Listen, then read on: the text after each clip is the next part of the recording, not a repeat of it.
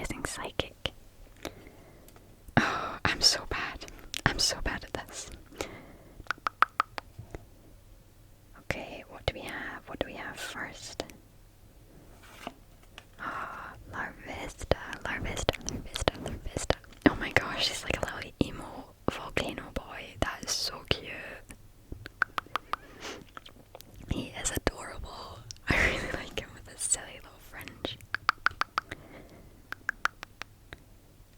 I like this art. The colors are very, very pretty. Okay, next we have...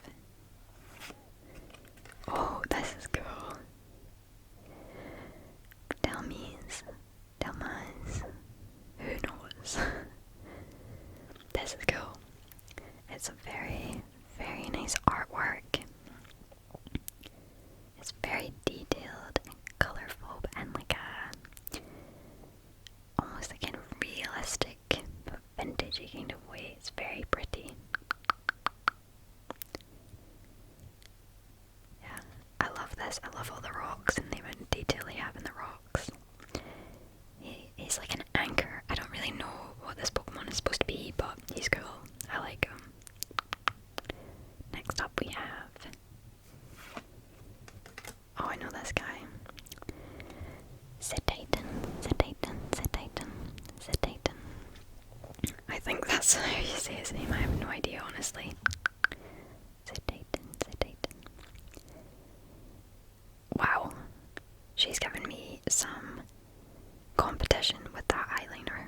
Look at that eyeliner, guys. Skill right there. Absolute skill. I like the colors mixing together here. And the blues and the pinks is very pretty. Okay, what do we have next? What do we have next? Stop! Shriddle, Shriddle, Shriddle, Shriddle. I think I've unwrapped another Shriddle recently. But I can't... Is it maybe... It was maybe this. Did I get it in the last Searching Sparks? Oh, I don't care because this is so cute. This is so cute. Look at him drawing with this little snaggletooth. That is so cute. He's adorable. I love this artwork when it's very hand-drawn and yeah, just very authentic looking. It doesn't look like it's just been, you know, like AI modeled or anything. It's really pleasing to my eye. So I like this. Even if I think I've maybe got this, I'm not sure. Whoa. Who is this? Turtonator. The Turtonator. I am always happy to have another dragon Pokemon in my collection. I feel like they're just quite hard to come by. And I really want to collect some more. He's cool. He's made in this very blocky artwork, and I really like it. Okay, who do we have next? Oh, we've got another Taurus. Taurus, Taurus, Taurus, Taurus, Taurus.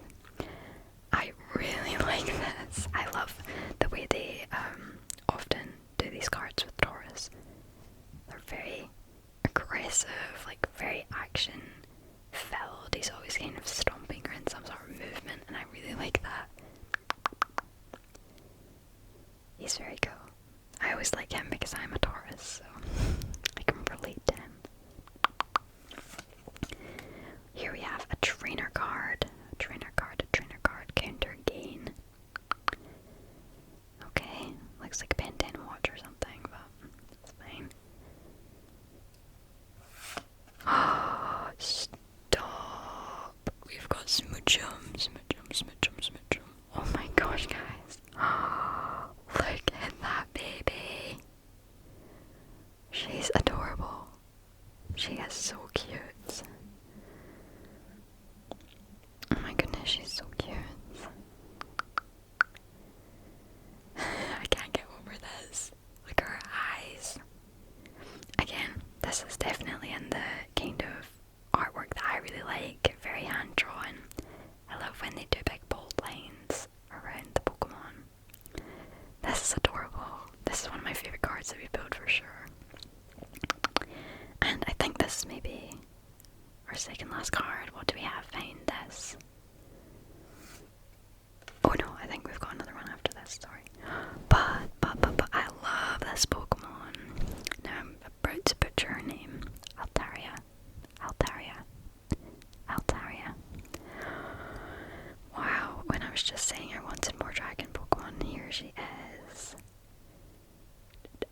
This is stunning. I love this artwork. I love greens. This kind of background is really like chef's kiss for me. And that is just a beautiful Pokemon. It's very soft artwork, soft as well, which I think is very pretty. Okay, I think we have one more. What do you guys think it's gonna be? Let's see. We have, oh god, how do you even say that name? Coffagrius. I have no idea if that's how you say his name, but wow, this is very holographic. I really like the colours, the way this holo is reflecting is very pretty with the purple background. I didn't realise that your mask turned into this. Kinda makes sense, but there you go. That's a very cool card actually, with all the hands coming out. And I don't think, I'm pretty sure actually, because I definitely have never had to say that name before, that I don't have this guy in my collection, so that's fun. So the best we got was this holo, so that means hopefully in our last Searching Sparks pack, because I think I got 3 and I've opened 2, so in our last one hopefully we get some amazing luck and we build a Pikachu. So, but all in all, I actually really enjoyed this pack. I like her little emo lava boy. Our 2 reverse holos are stunning. They're probably my favourites of the pack. They are so pretty. And then we've got Taurus, which is always a nice card. Another dragon card. Yeah, some really fun artworks that we've got in here, but I'm extremely happy with these reverse holos. They're so pretty. So, I hope you guys enjoyed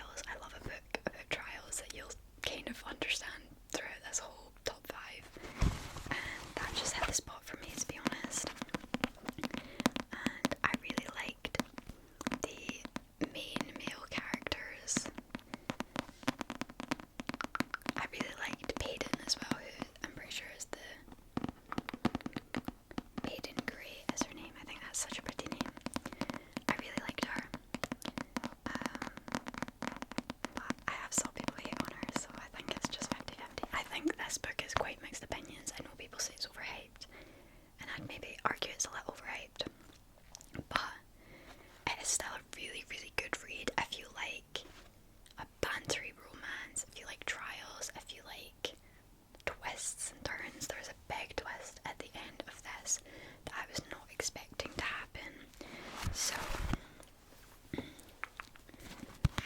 yeah, I just really enjoyed this. I like the banter, I like the dynamic between a lot of the characters, and there is a novella in between this and the second book that I have that I need to read, and then I'm going to read the second book because that came out this summer, I think. So that is Perilous. I think this is a good place to get into fantasy, romantasy type of things. I don't think anything's too complex to understand. Some of the other books in this are silly, complex worlds, so I think this is a good place to start. But then again, I know a lot of people that really didn't like it, so I would hate for it to put people off of doing other romance reads, or fantasy romance reads to be specific. Every single book on this is fantasy romance. I'd like to highlight. I clearly have a favourite genre. I am and will always be a contemporary romance hater. I can't read a normal romance book anymore, guys. I think I used to enjoy them to some extent, but I just don't like plain old romance. I like where there's dragons and there's fight to the deaths and people get stabbed, and yeah, that, I don't know what that says about me, but I'm cool with it. So next book. The next book is part of a series, so I'm just going to say the series. The other next few books are a series, actually. But specifically, I really enjoyed, was it The Wicked King from this? It was either Cruel Prince or The Wicked King. This is the Cruel Prince series. I read this for the first time this year, and I can't believe I've been missing out all this time. I read them on my Kindle because Amazon Prime were doing them as part of like your Prime membership. I absolutely love the Cruel Prince series. It is by Holly Black, and this is, I would say, mainly fantasy. This really is, the romance part of this is minor, which I really enjoyed. I thought it was really well done. The only grudge I hold with this series is that the main character Jude and her sister and family sort of are from the real world. There's modern day elements to it. They go back, there's phones, there's TikTok and stuff like that. Maybe not TikTok specifically, but I'm pretty sure they have phones. And I don't like that. I much prefer it to be, ye olden days. What is a car? Get on your horse. That's what I like. Personal preference, So that's the only grudge I have with it, but you really don't spend most of the time there. I actually think, or upon reflection, maybe it is Cruel Prince, the first book that I like most. I think this is a really fun book. It is YA, so the romance is minimal compared to some of these other books. But I really like the characters, specifically Jude, the main female character. I loved her. She is so cool. She's so badass. She has to make some really tough decisions. She's kind of, she is in this book the questionable, morally grey character. She has to make a lot of different choices, which I liked because you got to see a really tough, gritty side to this character, which you kind of often don't see with female main characters. And I like that the main male character is the kind of softer natured one, and he's not as strong as her, which I really like. It's just a very different dynamic to what you're used to seeing, and that kind of runs through for a lot of these books here, I would say. So yeah, if you've not read this series and you're missing out like I was, please read it. It is so worth your time, I promise you. The next book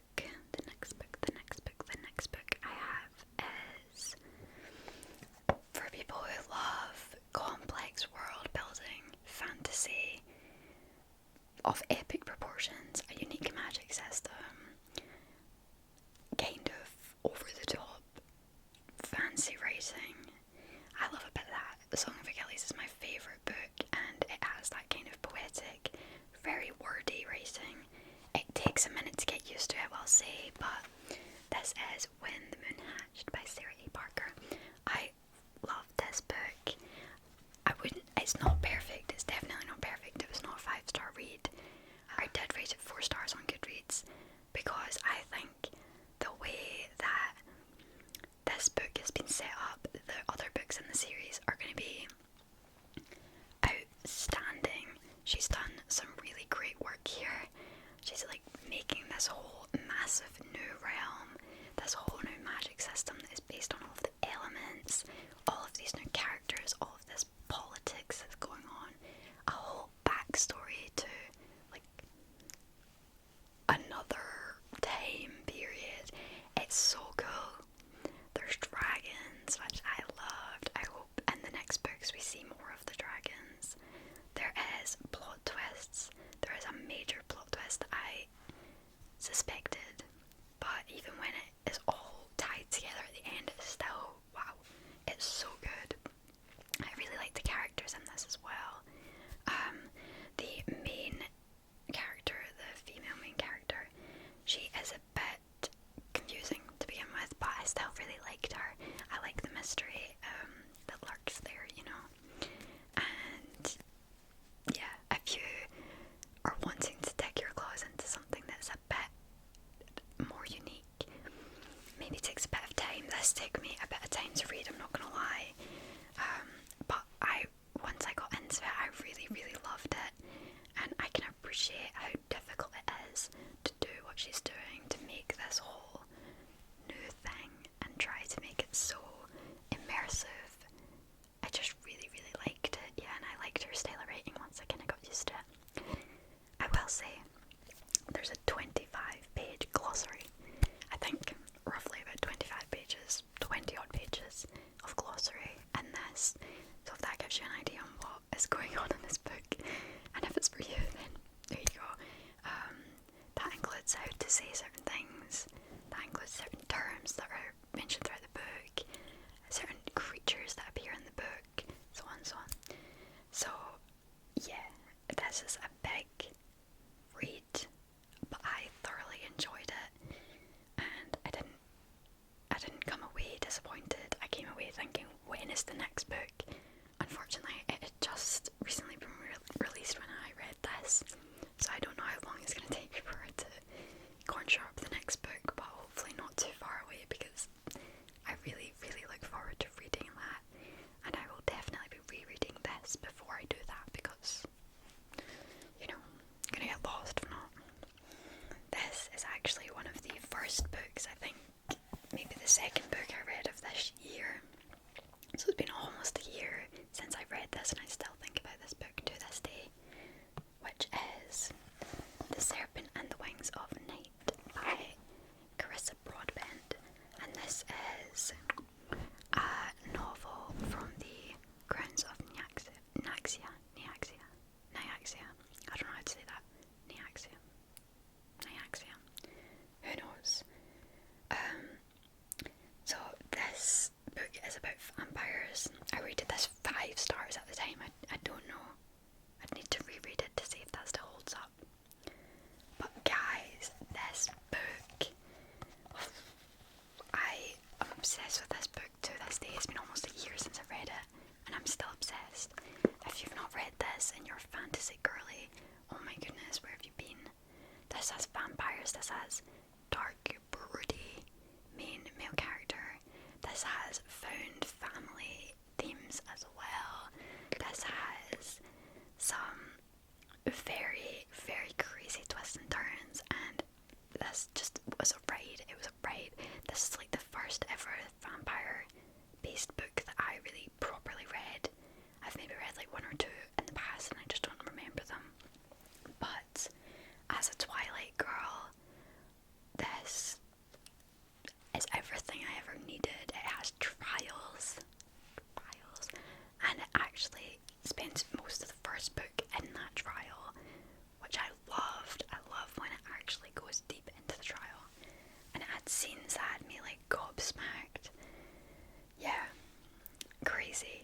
crazy, crazy book. I will say, if you really love the first book and plan on reading the second, read it as quickly as you can after finishing it, because there's a lot of complex politics and things going on in the second book that I got kind of confused when I started reading it, and I hadn't read this in a while, so I didn't really remember who everyone was or whose side everyone was on. So I recommend reading them in close proximity to each other, just for the best experience. But yeah, I can't recommend this enough. I really enjoyed this, and the main character is human, which is quite interesting in a world of vampires. So that always makes for interesting reading.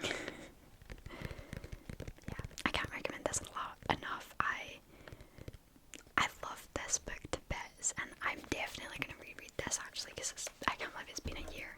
So we are on to my final books question mark, because I can't choose between these two books. These are Sarah J Maas books from the Throne of Glass series. This is Heir of Fire and Queen of Shadows. These are, by far, I'm only on book 6, Empire of Storms. But guys, this is the best book series I've ever read, and it's changing my life as we speak. This is amazing, and I don't know how I'm going to recover after reading this. I've been in a bit of a reading slump reading Empire of Storms, because I'm over halfway through now, and I personally don't know how to cope with that, because I am so connected to this book and all of the characters, and I just don't want it to ever end. When I read this book, I'm transported into that world, and I love it. I love it. I feel like I'm there, part of the little inner circle.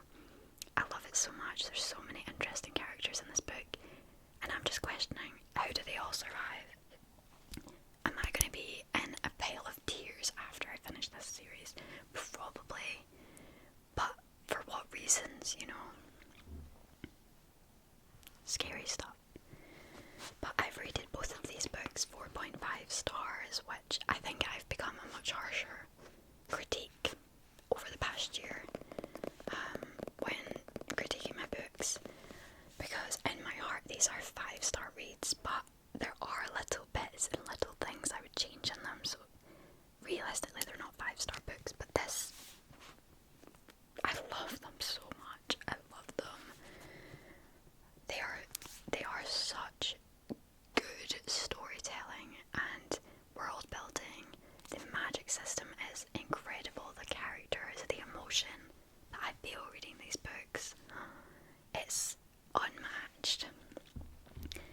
I really can't decide between these two books which is my favourite of the series, and I don't know if any of the other ones are going to top them.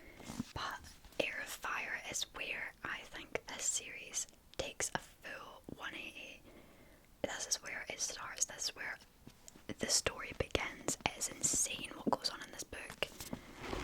And when I started this, and it was quite slow, because it's a very different style of reading to the other books.